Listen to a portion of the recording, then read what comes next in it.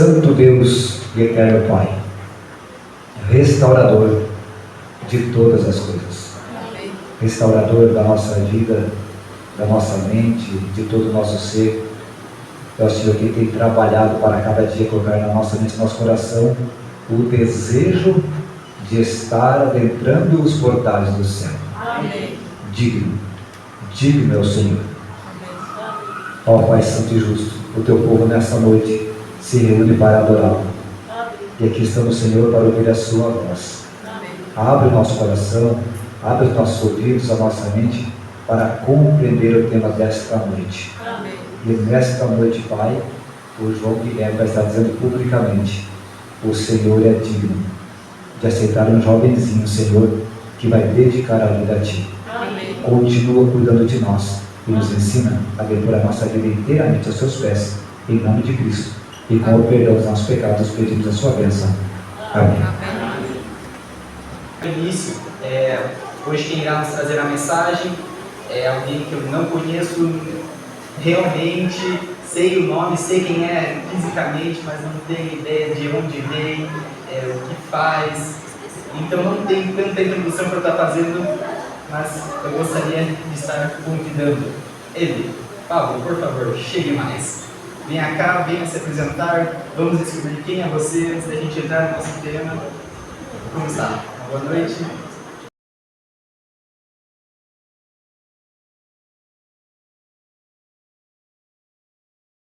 Oi a todos, tudo certo com vocês? Tranquilos? É uma alegria estar aqui, desenvolvendo esse momento com vocês aqui. Como foi bem falado, eu me chamo Pablo, estou aqui hoje como obreiro no distrito de vocês aqui. E eu sou natural da Bahia, tá? Tem algum baiano aqui, só para eu saber? Tem um ali. Aê! Não está sozinho. Não estou sozinho, E assim, no Paraná já tem mais ou menos uns 3 anos que estou aqui. Comecei na comportagem e hoje estou como obreiro aqui na Sul Paranaense. E é isso, né? A introdução básica. Agora a gente sabe quem é você, de onde você veio e o que você faz. Muito bem. Então, o nosso tema é um tema que, até mesmo da gente fazer uma introdução, é um pouco quanto complicado assim, a gente já está entrando nele, uma introdução sem entrar. Mas o nosso tema de hoje, perdão, eu estava esquecendo de mais uma coisa, irmãos. Mas lembrei, deixei anotado, por isso que lembrei. Para quem olhar ali, está sendo gravado todas as noites o nosso programa. E está disponibilizado no YouTube com o título IAS de Jardim Paulista, Calebcast. Para quem quiser ver, para quem gostou do tema, quer compartilhar com um vizinho, com um amigo, com um irmão que não foi, aquele que você deu falta que perdeu hoje ou ontem, você manda para ele avisando. IAS de Jardim Paulista, Calebcast, está lá gravado todas as noites. Agora eu vejo que não estou esquecendo mais nada. Agora sim podemos falar. O nosso tema de hoje, restauração eterna. A primeira impressão que você teve quando foi passado o que você iria falar hoje? Bom, esse tema, na verdade, para mim, é um dos temas mais importantes que a Bíblia nos apresenta. E quando se fala de restauração, a gente começa a entender que tem uma coisa errada. Para restaurar, é porque alguma coisa não está certa. Alguma coisa quebrou, tem algum defeito, e aí precisa ser restaurado. E aí, tratando-se de restauração eterna, a gente para pensar na eternidade. O que é eterno? O que seria eternidade? É algo assim que está além do nosso consentimento. A gente não tem a menção e a dimensão do que seja, pois somos finitos, mas algo que a Bíblia nos apresenta, uma das promessas que ela nos dá é de que existe uma restauração de fato eterna. Onde a dor, o sofrimento, a morte, o pranto, tudo que é ruim, um dia passará e somente a plenitude das coisas do amor de Jesus permanecerá por toda a eternidade. Sim. Quando você perguntou o eterno, a única coisa que vem é a eternidade. Deus Pai do Espírito Santo, que sempre foi e sempre será. Fora isso, acredito que pelo menos na nossa mente a gente, como limitados, não temos entendimento mais sobre.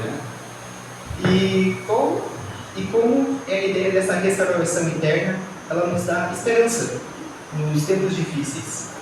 Essa é uma pergunta muito boa, na verdade, porque quem é que não sofre, Quem é que não passa por tempos, situações difíceis na vida e em alguns momentos, em alguns casos, não se questionou, né?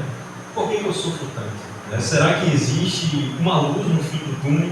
Será que existe de fato esperança para cada um de nós? E aí a pergunta, né, em si, falando da restauração eterna, nos dá esperança hoje. Existe um texto na Bíblia que é conhecido de todos, né, onde o discípulo João, escrevendo ali a carta dos Apocalipse, no versículo 4 do capítulo 21, né, ali está descrito uma das promessas de Jesus também para todos nós que estamos vivendo, né, as eras em si, onde ele vem dizendo o seguinte: Ele enxugará dos olhos toda a lágrima. Não haverá morte, nem pranto, nem tristeza, nem dor, pois as coisas antigas já passaram. Né? Então, quando se pensa a respeito da restauração eterna e qual é a esperança que ela nos dá, é exatamente isso. Um dia todo sofrimento vai passar. Um dia toda luta, um dia todo choro, um dia a morte, né? Tudo isso que infelizmente o pecado nos trouxe como consequência irá passar. E aqui em Romanos também há uma descrição da seguinte maneira, né? No versículo 18, capítulo 8, versículo 18 de Romanos, onde diz assim: considero que nos nossos sofrimentos atuais não se podem comparar com a glória que nos será revelada. Sabe, queridos, por mais que nós enfrentemos dificuldades aqui, a promessa que Jesus nos dá é a seguinte: tudo isso um dia será muito bem recompensado. Então, paciência, persevere, confie, no final tudo vai dar certo. Amém. E a gente, hoje, eu acredito que não conseguimos, pelo menos eu não consigo pensar como será essa eternidade, como comentou, sem dor, sem morte, sem sofrimento, porque na casa a gente até comenta, faz uma piadinha entre aspas, né? Se você ligar o jornal e colocar uma bandeja embaixo, escorre sangue, porque é só tragédia em cima de tragédia. Nós temos que realmente nos sustentar na palavra de Deus. Como falamos de palavra de Deus, como que o que a Bíblia nos ensina sobre essa restauração eterna? O que a gente pode tirar de dentro da Bíblia? Muitos de nós temos perguntas, né, e questionamentos dentro de nós. E quando nós olhamos para a Bíblia, nós encontramos ali todas as respostas necessárias para todos os tipos de questionamento que nós temos. Né? E a Bíblia ela nos ensina algo muito precioso com relação exatamente a essa restauração. Aqui no versículo de 2 Pedro, capítulo 3, versículo 13, diz o seguinte a respeito disso: nós, porém, segundo a sua promessa, esperamos novos céus e nova terra, onde habita a justiça. Né? Qual é a esperança que a Bíblia nos dá? É de que, de fato, haverá novos céus, haverá nova terra, haverá uma nova vida, haverá uma nova restauração, uma nova ordem, um novo tipo de governo, onde de fato a justiça ela vai habitar. A gente está acostumado, né, a viver e a testemunhar momentos de injustiça, né? E quantas vezes nós já enfrentamos injustiça na nossa vida, né? A gente passa por situações que de fato a gente se pergunta: será que vale a pena? Será que, né, eu mereço estar passando por isso aqui? Mas quando a gente olha para a palavra de Deus, a garantia ela é certa, né? A justiça um dia ela será de fato justa. Apenas Cristo, a eternidade, Deus, tudo aquilo que Ele prometeu para nós, um dia será real. Né? E em Isaías, capítulo 65, versículo 17, também dá uma clara percepção a respeito disso, né? Onde diz assim: pois, vejam, criarei novos céus e nova terra, e as coisas passadas não serão lembradas. Tudo que nós passamos de ruim aqui, todo choro, toda lágrima, todo sofrimento, toda injustiça que nós enfrentamos um dia aqui, um dia nós esqueceremos. E nunca mais, né, nós nos lembraremos de tudo que nós passamos aqui devido à situação do pecado. Amém. Essa é uma das promessas mais lindas que nós temos e encontramos, e é o que nos consola, né? Que motiva também a estar planejando, né? Pensando, almejando essa eternidade com Deus, né? E como a presença da restauração eterna influencia a nossa caminhada cristã? Aqui está um detalhe muito importante, né? Porque há um texto na Bíblia, em Mateus 24, versículo 13 ali, que diz que aquele que perseverar até o fim, esse será salvo, né? E aí, isso influencia muito na nossa caminhada hoje, porque de fato é perseverar. Eu assim, sou novo ainda, tá? Eu tenho aí 27 anos, parece que eu tenho mais, mas eu tenho apenas 27 anos, mas de igreja eu tenho mais ou menos 11 anos. Né? Eu me considero uma pessoa que tem tempo de igreja considerável. Né? E pensa, meus irmãos, nas lutas e dificuldades que eu já enfrentei, viu? Apesar de novo assim, mas já passei por alguns perrengues na vida.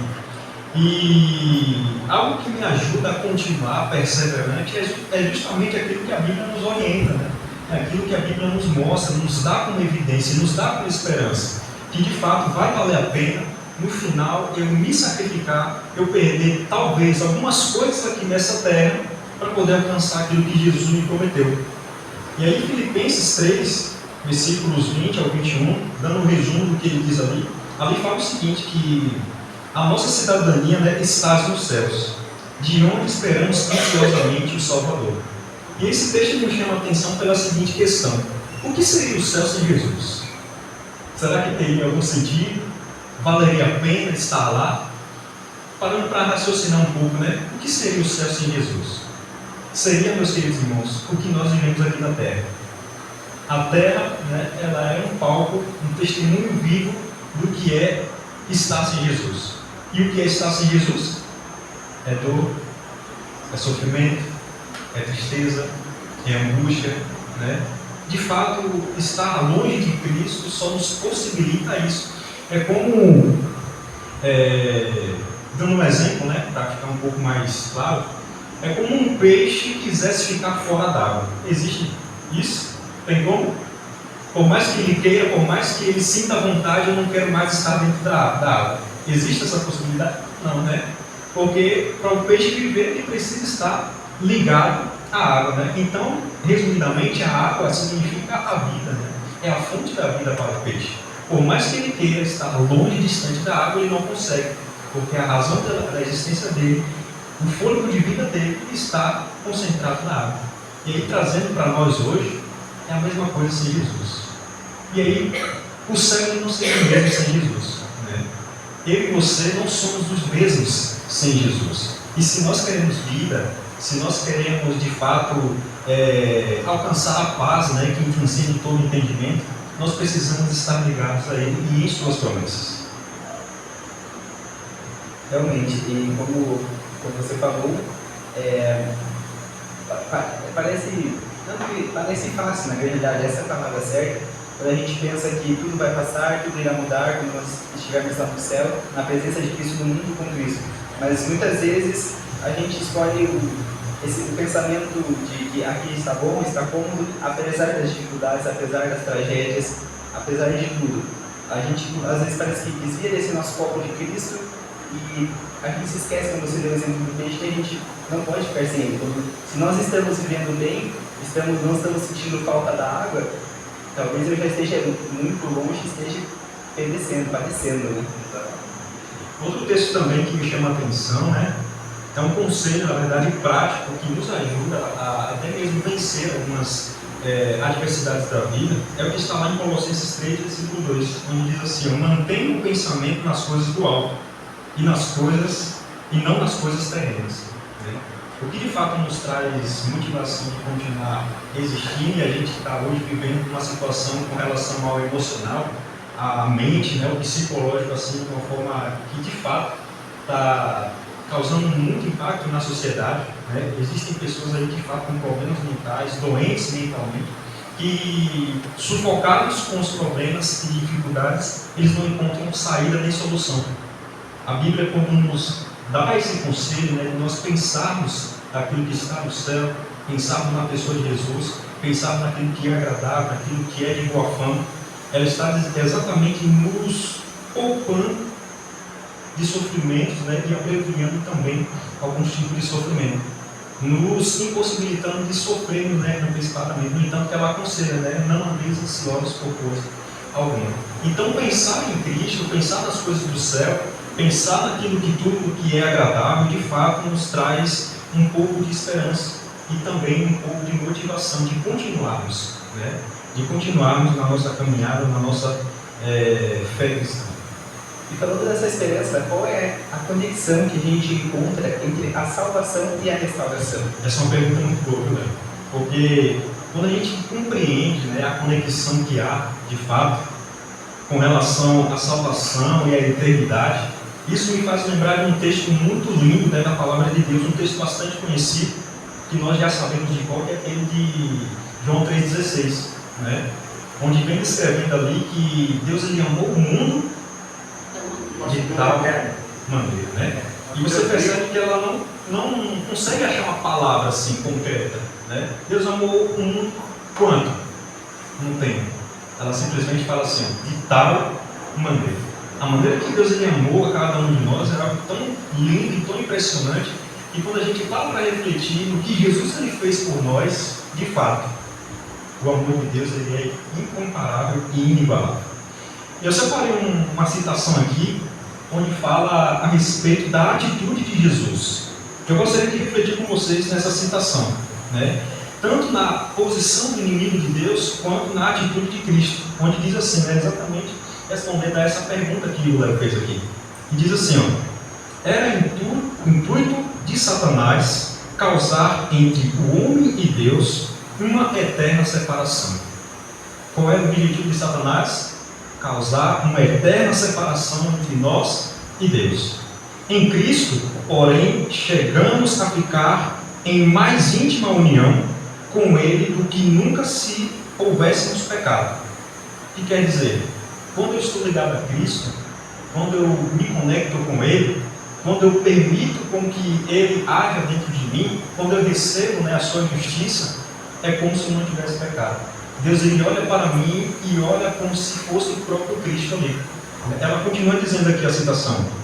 Ao tomar a nossa natureza, o Salvador ligou-se à humanidade por um laço que jamais se partirá.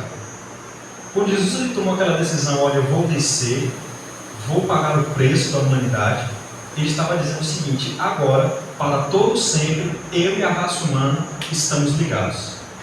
E ela continua dizendo, Ele nos estará ligado por toda a eternidade. E aí, chegando à conclusão do João 3,16, né, Deus amou o mundo de tal maneira. E aí, quando a gente para refletir nisso, né, olha o ponto que Jesus ele chegou por amor a mim e por amor a você. Né? Parando para pensar a respeito da natureza de Deus, de fato é uma natureza diferente da nossa. Né? Não é uma natureza de carne e osso, fraca, né? Que se cansa, que tem fome e sede. É uma natureza perfeita, divina. Né? Parem para refletir agora. Né? Deus ele tinha uma natureza diferente. Jesus tinha uma natureza semelhante à de Deus. E aí quando Adão ele decide agora pecar, que há uma diferença, né, entre a decisão de Eva e a decisão de Adão, a diferença é a seguinte, ela foi insinuada, né? Ela foi tentada, estimulada a pecar. Mas já Adão não. Ele decidiu. Ele não foi tentado, né? A serpente não persuadiu ele. Ele simplesmente fez uma escolha. E qual foi a escolha dele? Preferiu a Eva, né? E aí a consequência disso foi exatamente a morte eterna. E Jesus, ao escolher vir ao nosso encontro, ele agora toma a seguinte decisão: eu vou agora me ligar por toda a eternidade à humanidade. O que isso quer dizer? A natureza que Jesus ele tinha, perfeita, imaculada, sem defeito algum, agora ele estava abrindo mão para poder viver agora como um homem de carne e osso e passar por tudo aquilo que ele não merecia. E ela continua dizendo aqui, para poder fechar esse pensamento, não Deus somente para levar os nossos pecados e morar em sacrifício por nós, deu a raça caída, né, para nos assegurar seu imutável conselho de paz. Deus deu seu Filho único a fim de que tornássemos membro da família humana, retendo-se para sempre da sua natureza divina. O que isso quer dizer, queridos? Que a escolha de Jesus gerou uma consequência por toda a eternidade. Imagine agora, Jesus está lá no céu, da mesma maneira como ele esteve aqui na terra. E detalhe, as marcas da cruz, os açoites, né? Tudo que Jesus passou nos momentos finais da sua vida, tudo isso ficará marcado por toda a eternidade. E aí quando você para refletir a respeito, Deus amou o mundo de tal maneira. Quando a gente vai pegando as entrelinhas ali, né, Léo? A gente percebe de fato, nossa, quem seria capaz de fazer uma coisa dessa, né? Quem seria, né, o pai ou a mãe que entregaria o seu filho por uma pessoa que não merece? Por um assassino, por um, né, ladrão, por um psicopata, né, por um estuprador? Quem trocaria a vida de uma pessoa inocente pela vida de um condenado? Somente Deus, né? Somente Ele. E quando a gente reflete exatamente disso, a respeito da conexão que há entre a salvação e a restauração eterna, que Jesus ele pensou o seguinte: eu não vou viver a eternidade, eu não vou conseguir passar a eternidade sem os meus filhos queridos. Eu vou fazer a minha escolha. Eu vou mudar a minha natureza, vou ser agora um Deus homem e por toda a eternidade permanecerei agora preso a essa natureza, mas prefiro ficar preso a essa natureza do que viver no céu sem você. Lindo isso, né? Só um pai perfeito mesmo. É um Jesus maravilhoso. E a gente vê várias histórias aqui de pais que simplesmente abandonam, deixam de lado e fazendo o que fez, sendo perfeito e perfeito só existindo, né?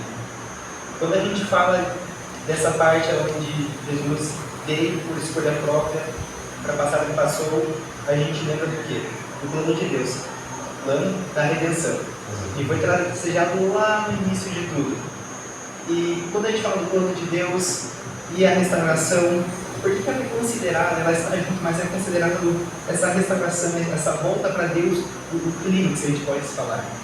Há dois textos que meio que respondem essa pergunta, né? O primeiro deles está em 1 Timóteo, capítulo 2, versículo 4, onde diz assim, ó: o qual deseja que todos nós sejamos salvos e cheguemos ao pleno conhecimento da verdade. Deus ele tem um plano, como você mesmo mencionou, né? E qual é o plano de Deus? Que todos nós sejamos salvos, né? Que todos nós sejamos salvos. Esse é o desejo de Deus. O outro texto é o seguinte, Efésios capítulo 2, versículo 8 diz: pela graça vocês são salvos, por meio da fé, e isso não vem de vocês, é dom de Deus. A vontade de Deus é salvar. A vontade de Deus é salvar. E a vontade de Deus é salvar a todos ou uma pequena parte? Não, todos, né? Mas todos serão salvos? Nem todos serão salvos. Nem todos serão salvos. Mas aí entra uma grande questão, velho. Por quê? Se a vontade de Deus é salvar, por que Ele não vai salvar todo mundo? Aí é que está a grande questão, né? De fato, o clímax do conflito entre o bem e o mal. Assim como Adão ele teve que tomar uma decisão entre escolher ser obediente ou não, e aí você também estamos sujeitos a isso, né? Hoje, né? Quanta coisa acontecendo por aqui. Não sei. É isso mesmo. Quem sou eu também, né?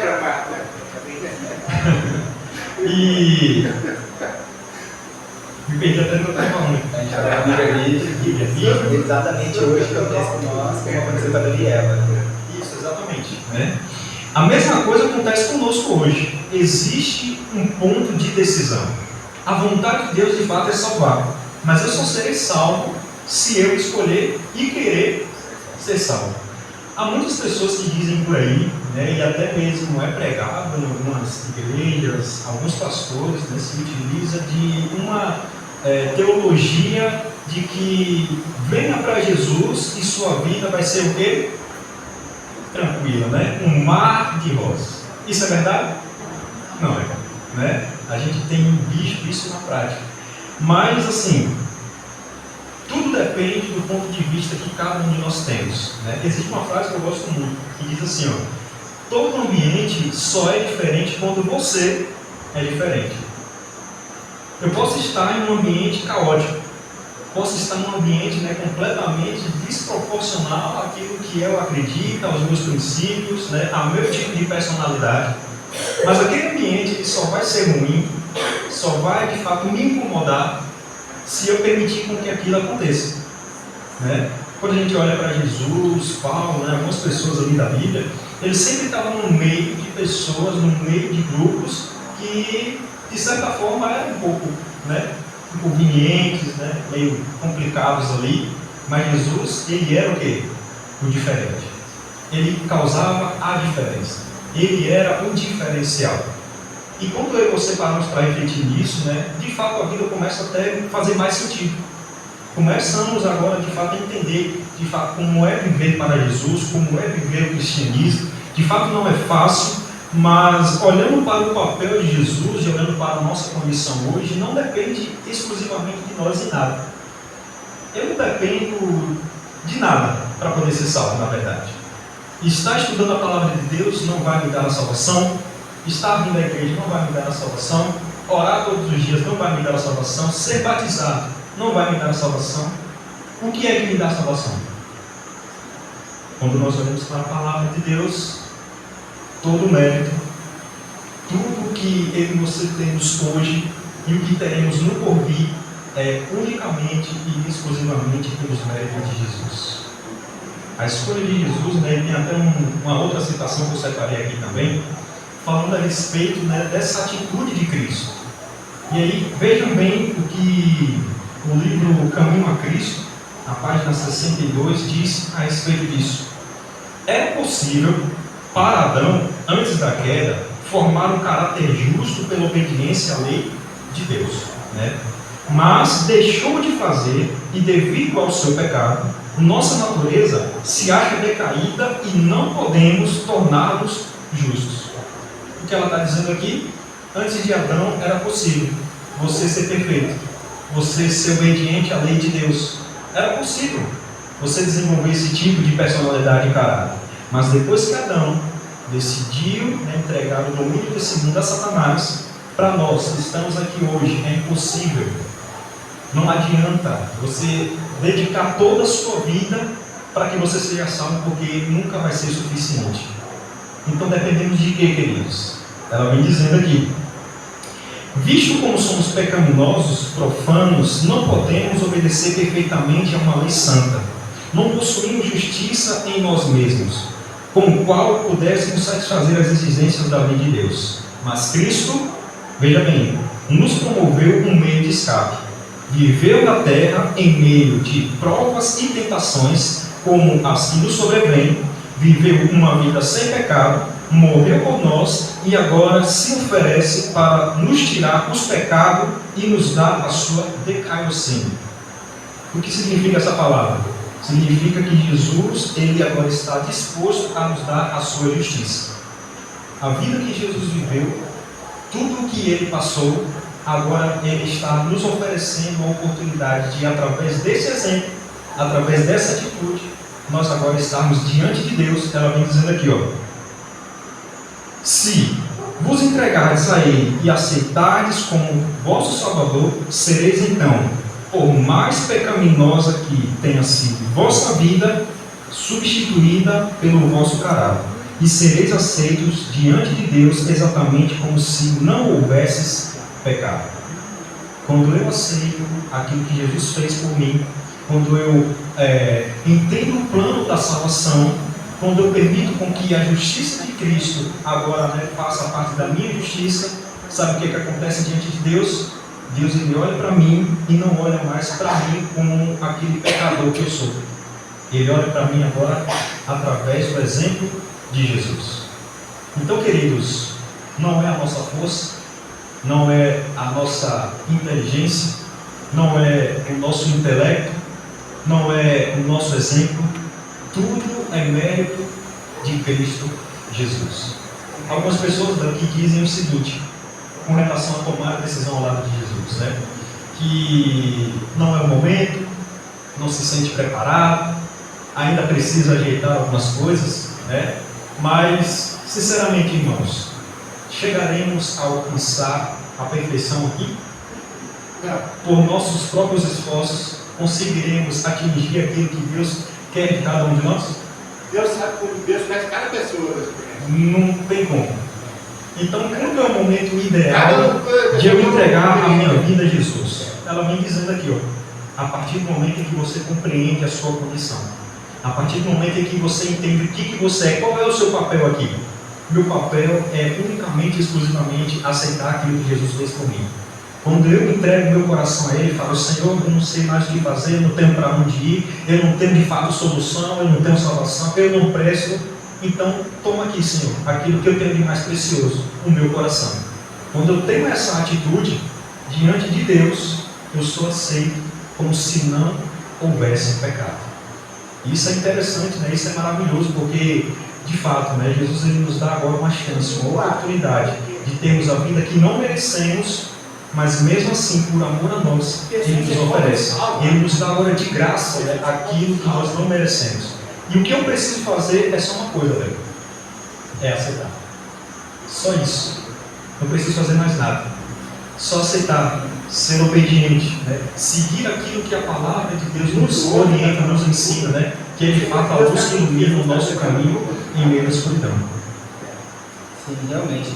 E Pablo, para nós fecharmos, qual é o exemplo prático que a gente pode fazer para nos prepararmos para essa restauração aí, para estar com Cristo lá nos céus? Quando a gente para refletir a respeito do céu, né, de fato vem muitas coisas na nossa mente. Será que eu estarei? Será que não? Será que eu estou pronto? Será que não?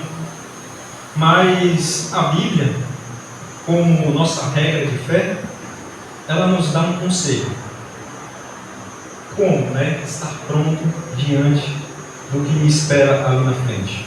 Mateus capítulo 24, no versículo de número 44, vem nos dizendo o seguinte: por isso ficai também vós apercebidos, porque o Filho do Homem virá, e a hora em que não o cuidares, né, a hora em que não penseis, ele virá. O que significa a palavra apercebido? Né? Existem duas palavras parecidas, mas com significados completamente diferentes. A primeira é percebido. O que significa? Você sabe que vai acontecer alguma coisa, né? O celular. Você sabe que vai acontecer alguma coisa. O celular hoje. Todos nós aqui sabemos que Jesus vai voltar, sim ou não? Sim. Todos nós sabemos. Né? A mensagem foi passada, a Bíblia nos orienta, os sinais se cumpriram. Todos nós sabemos desse grande evento que vai acontecer. Mas Mateus 24, versículo 44 fala o seguinte: por isso ficai também vós apercebidos. O que significa apercebido? Em algumas Bíblias, né, tem já a tradução dessa palavra, que quer dizer preparados. Né? Eu sei que vai acontecer alguma coisa e eu me preparo para aquilo que vai acontecer. Né? E o que eu posso fazer para que quando Jesus ele volte, eu esteja apercebido, eu esteja pronto, eu esteja preparado para poder o receber nas nuvens do céu? Uma única coisa: aceitar o seu chamado. Sabe, queridos, estamos vivendo momentos sublimes da história desse mundo. Estamos a um ponto de contemplarmos o cumprimento da nossa fé. Todo sofrimento, como nós falamos, toda angústia, tudo que existe, um dia irá passar. E a motivação de nós estarmos hoje aqui, convidando pessoas, dando estudo bíblico, fazendo apelos para as pessoas, é que, como o pastor Antenor fala, né, uma frase que me chamou a atenção do pastor Antenor: o céu é muito bom para que a gente fique de fora. O céu, de fato, queridos, é o maior presente que Jesus ele poderia dar a uma humanidade que não merecia. Na verdade, né, a própria vida de Jesus é um fator imerecido para cada um de nós. E constantemente, incessantemente, o Espírito Santo está fazendo apelos para todos nós que estamos aqui hoje. Filho, logo, logo estarei aí. Logo, logo eu vou voltar. O que você considera como importante, como prioridade, um dia vai passar. Existe algo muito além, existe uma vida que eu quero dar a você. Mas para que isso seja uma realidade na sua vida, hoje você precisa aceitar, você precisa tomar uma decisão, você precisa abrir o seu coração. Aquilo que está descrito no Apocalipse 20, versículo 3, né, que Jesus está à porta, batendo no nosso coração, nos convidando para que eu e você deixemos Ele entrar e ali faça morada. Queridos, existe um apelo sendo feito agora nesse momento. Hoje nós teremos um exemplo aqui, né? Um exemplo de aceitação com aquilo que Jesus ele fez. Jesus ele nos oferece a vida. Mas o que você vai fazer agora com relação à vida que Jesus está te oferecendo? O que você vai fazer com essa oportunidade? Infelizmente também, né? É algo que é individual de cada um. Mas saiba, querido, Jesus, quando ele desceu nesse mundo, quando ele escolheu entregar a sua própria vida, ele escolheu porque ele ama muito você. E se hoje você está aqui nessa noite porque você precisava ouvir, você precisava saber que ainda existe graça, que ainda existe salvação. Você não é o maior pecador do mundo, você não é um problema, você na verdade é algo que Jesus tem um interesse muito profundo. Então, aceite esse apelo. Permita que os sonhos de Deus sejam realidade na sua vida. Experimente aquilo que o Senhor prometeu, né, há milênios atrás. De fato, queridos, Jesus está às portas de voltar. Quando Ele voltar, você pode ouvir as palavras de alegria e conforto, como também não pode ouvir. Mas isso não depende mais de Jesus, porque a vontade de Deus é salvar. Mas qual é a sua vontade nesse momento? Qual é o seu desejo nesse momento? É de poder contemplar a face de Jesus nas nuvens do céu? Que Jesus possa conduzir você à melhor escolha. E que no futuro bem presente, todos nós que estamos aqui possamos nos encontrar e poder lembrar de tudo aquilo que passou e falar, valeu a pena. Graças a Deus estamos aqui. E falando de escolha, eu gostaria de convidar o João Guilherme, que vai descer as águas como pastor.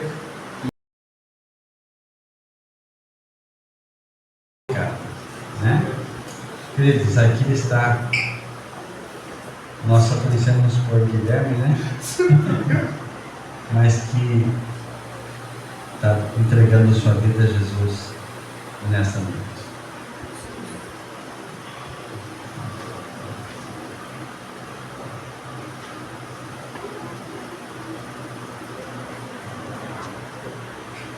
Santo e eterno Pai que estás no céu, aqui está teu filho, João Guilherme, que hoje está entregando sua vida completamente a Ti, para que tenha um novo nascimento em Cristo Jesus. Amém. Para que seu nome seja escrito no livro da vida.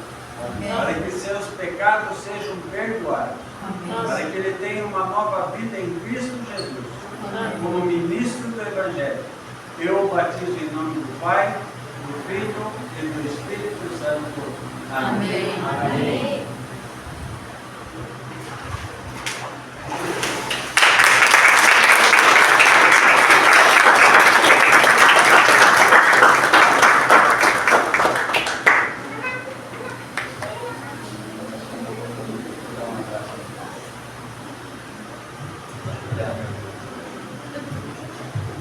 Esse abraço molhado não tem preço. Não tem preço. Vou pedir novamente, deixa o pessoal da igreja me enxergar. Fique mais aqui, mais ali.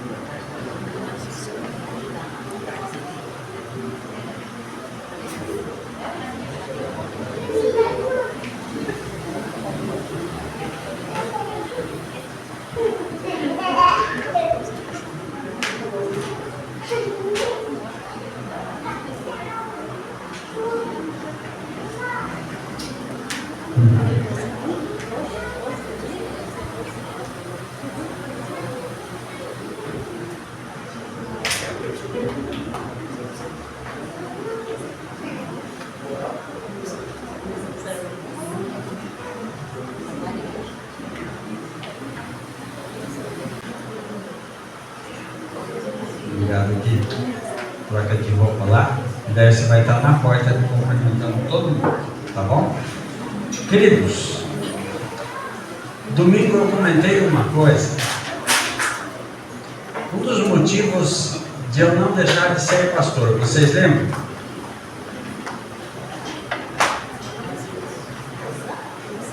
Posso falar tudo de novo, né? É quando alguém agradece a gente. E acho que essa semana Deus reconfortou eu. Apareceu no meu WhatsApp: oi, tudo bem? Quando que você vem para Casco? A foto era de um caminhão, uma carreta carregando soja.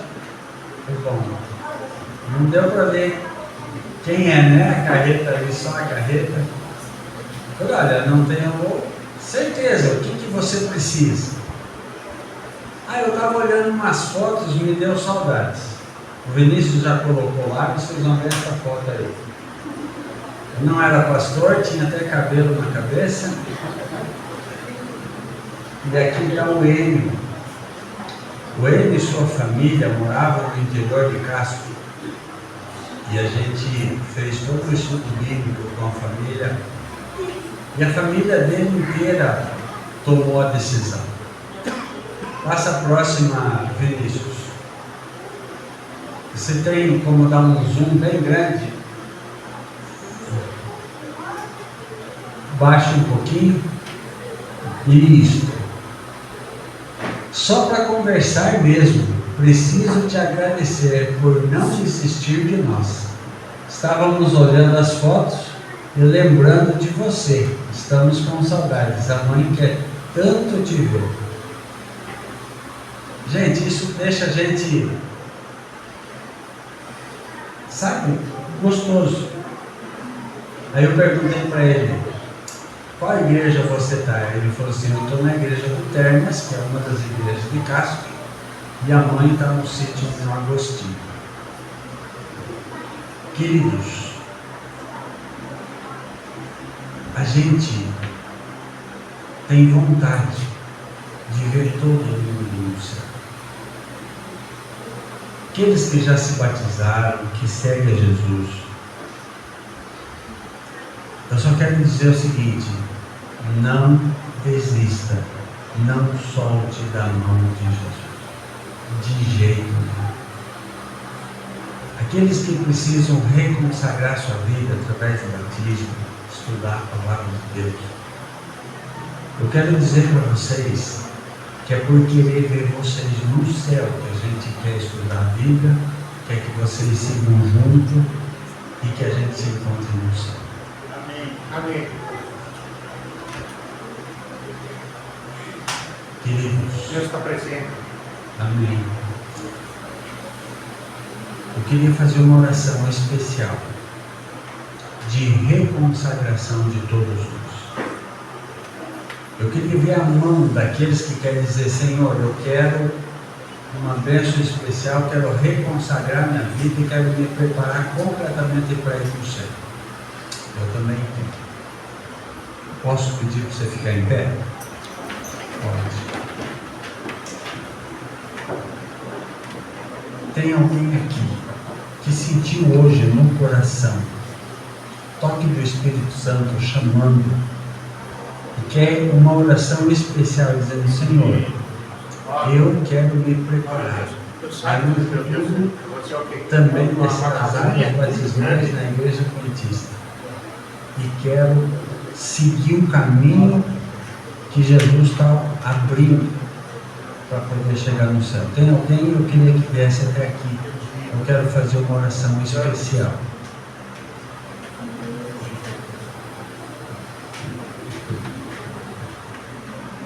Vem até aqui.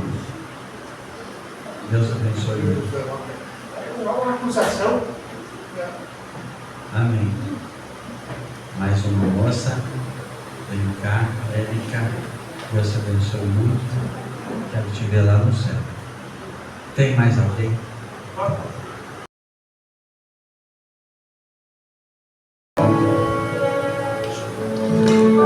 Santo Eterno Pai que estás nos céus, estamos aqui e pedimos que o Teu Santo Espírito continue agindo no nosso coração. Amém. Nós queremos morar contigo no céu. Nós precisamos do Teu perdão, da Tua graça, do Teu amor. Nós precisamos que o Senhor haja dentro de nós, nos perdoe, nos purifique. E, Senhor, que cada dia o Senhor trabalhe conosco, para que possamos ter um preparo completo para morar contigo no céu. Haja, ó Pai, transforma a nossa vida, o nosso coração. Prepara-nos, Senhor. Nos ajuda a segurar forte na Tua mão. E quando a nossa força falhar, segura o Senhor na nossa, para que possamos vencer e chegar no céu. Abençoa todos aqueles que aqui vieram, dá um retorno em paz para casa e nos traz amanhã para mais uma programação ouvindo da Tua palavra. Isso te pedimos em nome de Jesus. Amém.